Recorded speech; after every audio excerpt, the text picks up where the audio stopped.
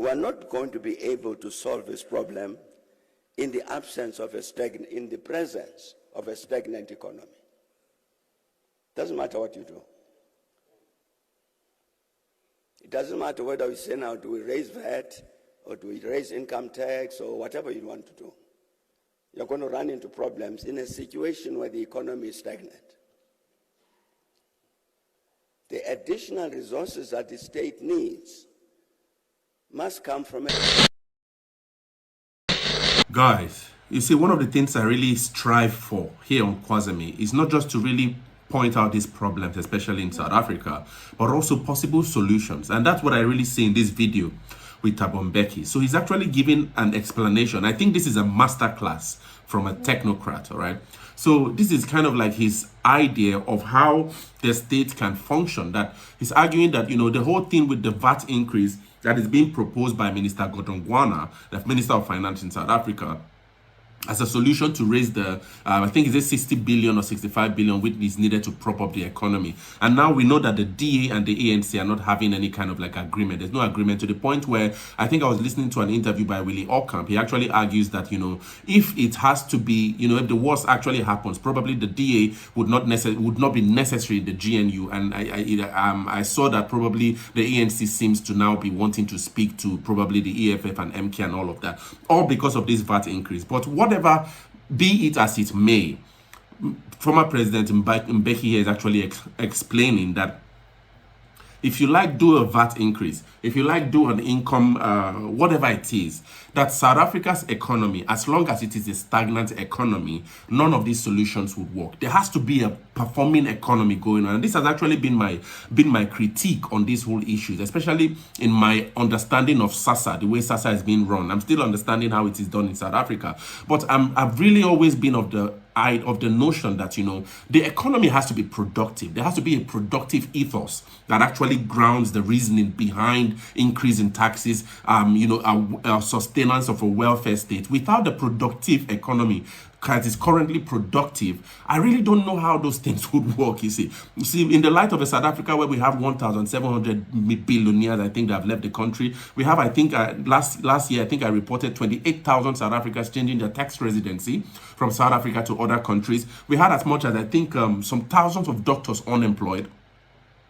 We could see the Afrikaners, the guys who actually were about to take, or probably still even trying to push to take Trump's offer, you know, to the United States for urgent, rapid citizenship to the tune of 78,000 thereabout.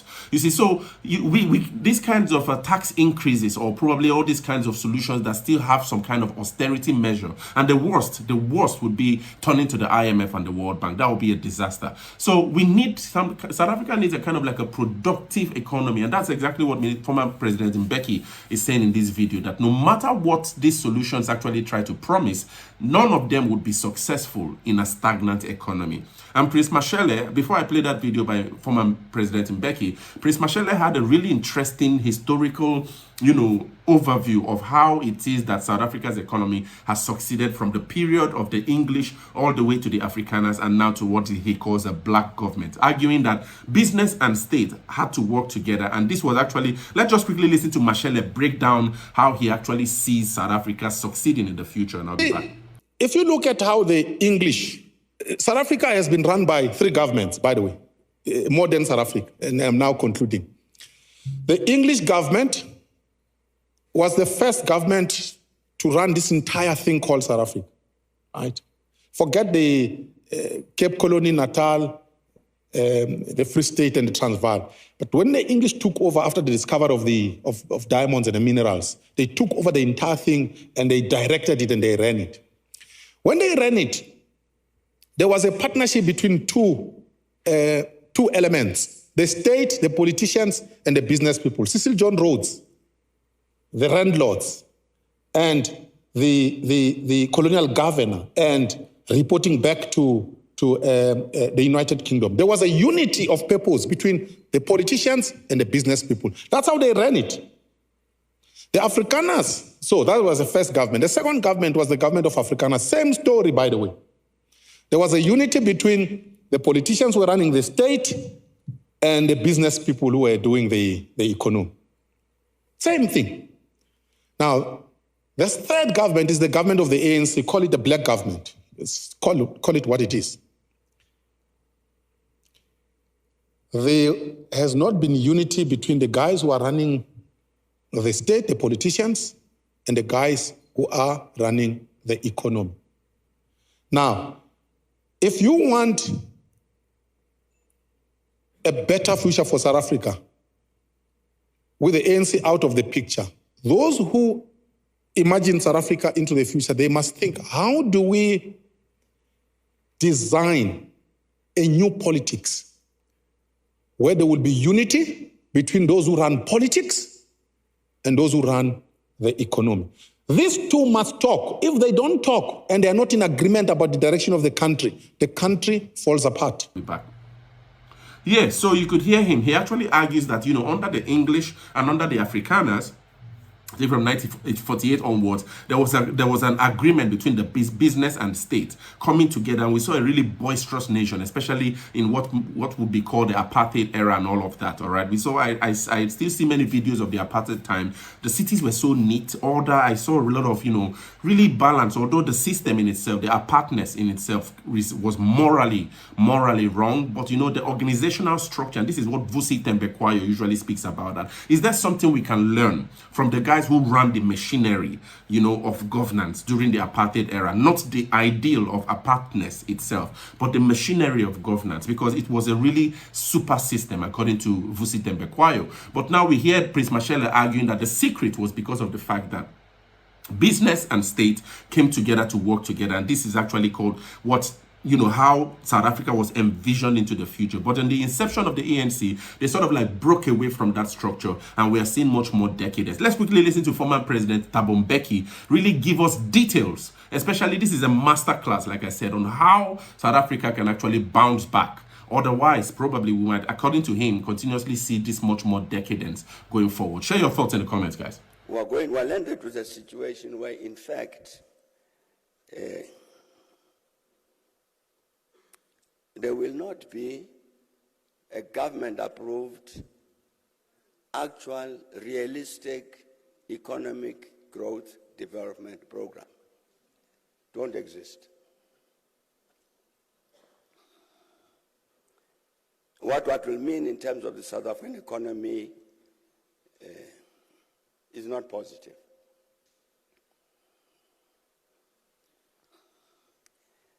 You'll recall, everybody would recall here that in 2020, in fact, even just before COVID-19 hit us, a national consensus developed, which was that the problems in the country are so serious, economic problems, I mean, socioeconomic, that they required an agreed joint effort by all of the social partners. Government said that, business said that, the trade union said that, civil society said that. As a result of which, as you would recall, a process started to prepare to draft what was called a social compact, which meant all of us as South Africans would come together and say, what is it that we do together in order to overcome these socio-economic challenges?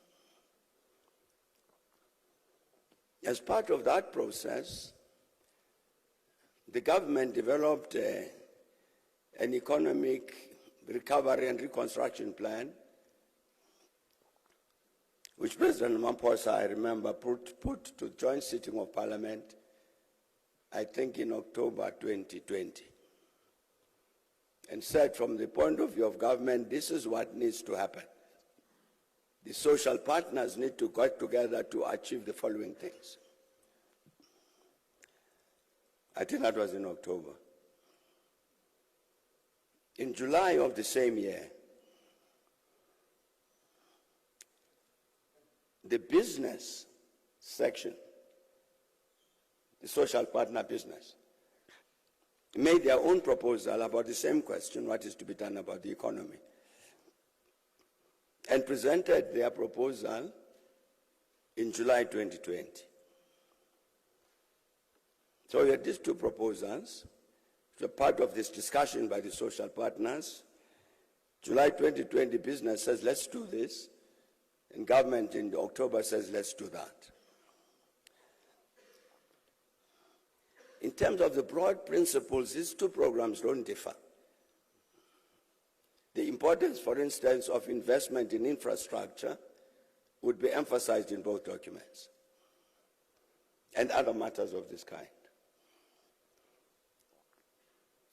There was a meeting, one of the meetings I attended, and I say at the meeting,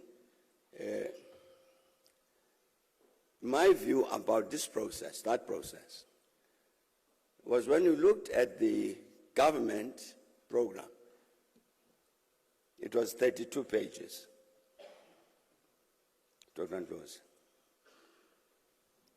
When I looked at the government program, sorry, at the business one, it was 132 pages.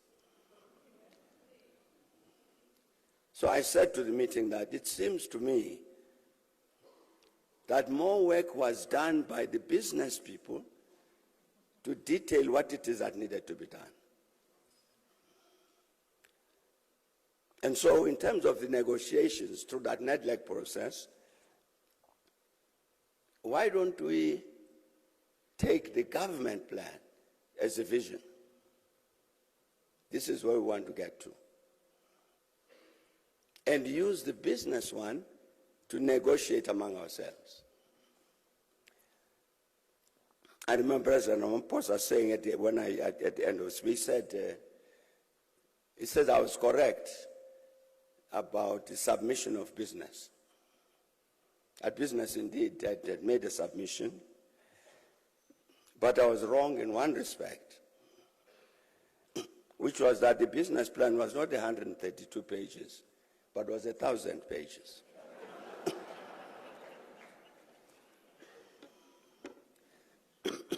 One of the striking things about the business proposal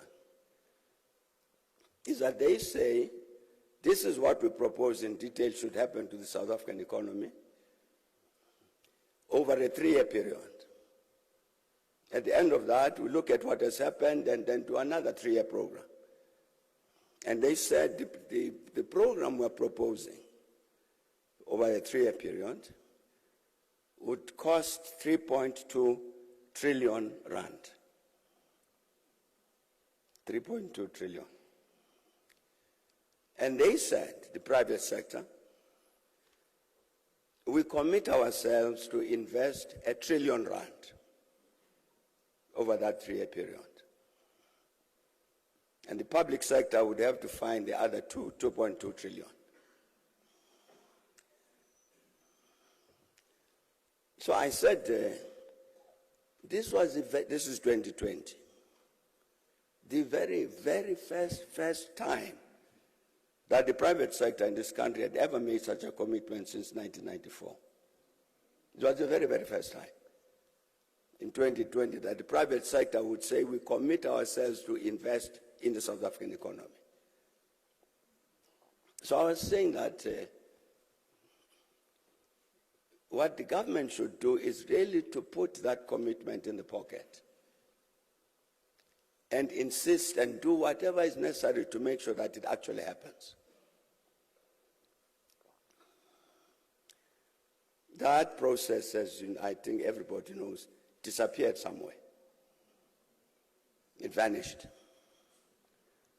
No social compact. And I think as a country we lost this commitment of this huge investment by the private sector in the economy.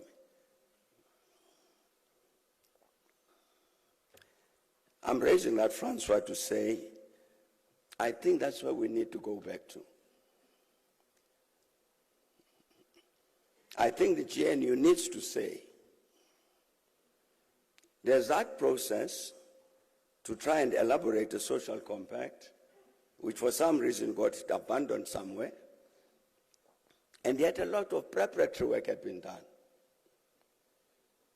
Why don't we go back to that in order to give substance to the MTDP, to the Medium-Term Development Plan? substance which does not exist in the current plan. That's where I would go. Because indeed, to discuss this other matter that we're raising, about the budget and VAT and all of that, it's clear that in terms of the state revenues, the fiscal matters, the generation of the revenues that the state needs to impact on development and other things, we are not going to be able to solve this problem in the absence of in the presence of a stagnant economy. Doesn't matter what you do. It doesn't matter whether we say now, do we raise VAT or do we raise income tax or whatever you want to do. You're going to run into problems in a situation where the economy is stagnant. The additional resources that the state needs must come from a larger economy. Hence the critical importance of ensuring that we don't have wish lists which we call development plans, but actual plans. Actual plan which says in a year's time we want to be from here to there. And part of what that business plan did, it said within this next 3 years, if we do the following things, we'll invest $1 trillion, government, you invest the rest, and at the end of the 3 years, we should have created so many new jobs. We will have expanded the money going to the fiscals by so much. Things that are measurable. With commitments that you are business, you are government, you are trade union or whatever, with commitments that can be met.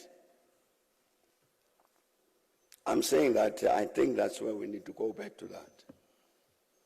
The medium-term development plan is not going to help us. Now, whether the government of national unity thinks the way I think, I don't know. But I'm saying as a country, we need to get back to a situation where we do actual planning about the economic future. And not depend on visions which we think will implement themselves. Visions don't. They are necessary, but they don't implement themselves.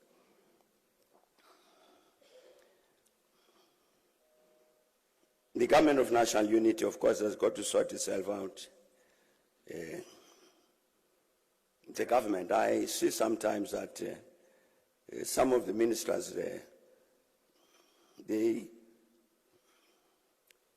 one of them was debating about a bill that was in Parliament, and he wanted to amend it.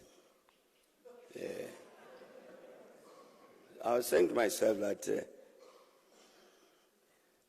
what he doesn't understand, that particular minister, was that every single bill that comes out of government to Parliament, it comes from the cabinet.